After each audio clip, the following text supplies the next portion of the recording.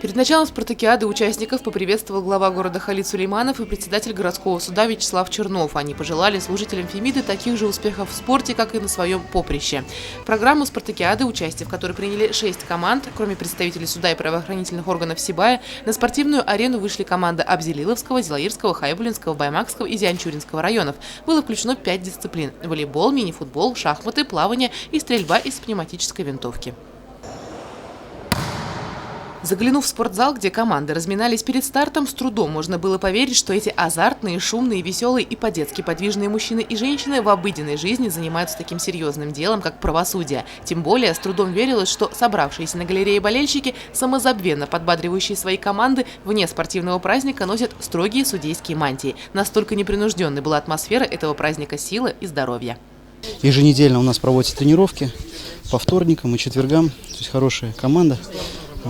Поэтому настроены только на победу.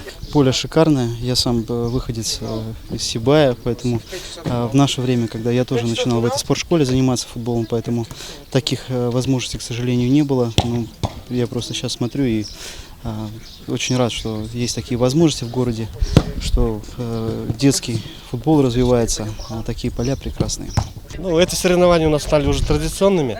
Первые открывателями были мы, инициаторами. Первые соревнования проходили в селе Акяр в марте 2014 года. Кубок назывался «Кубок правосудия». Потом осенью прошлого года участвовали в соревнованиях в спартакиаде в селе Юлдыбаево, организовывал Зилаирский районный суд. Также их помогали организовывать эти соревнования прокуратура данного района, ОВД и служба судебных приставов. Данные соревнования стали традиционными в этом году. Очень приятно, что присоединились абзелиловцы. Думаю, что победит сильнейший. Думаем, победим мы. Сильнейший все равно мы фавориты. Хайбулинцы. Поддерживай.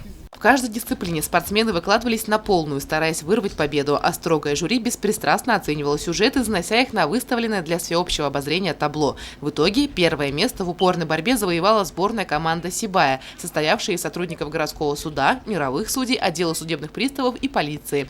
На второй ступеньке пьедестала почета оказался Абзелиловский район, бронза досталась хайбулинцам, кстати, и инициаторам данной спартакиады.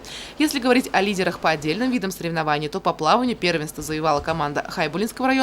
Спортсмены Абзелила были лидерами сразу по 3 видам – шахматам, волейболу и мини-футболу, а вот по стрельбе из пневматического оружия не было равных сибайцам. Елена Афанасьева, Гульхамитова, Рустам Имангулов, Гульнара Раскильцина, телекомпания СТВ.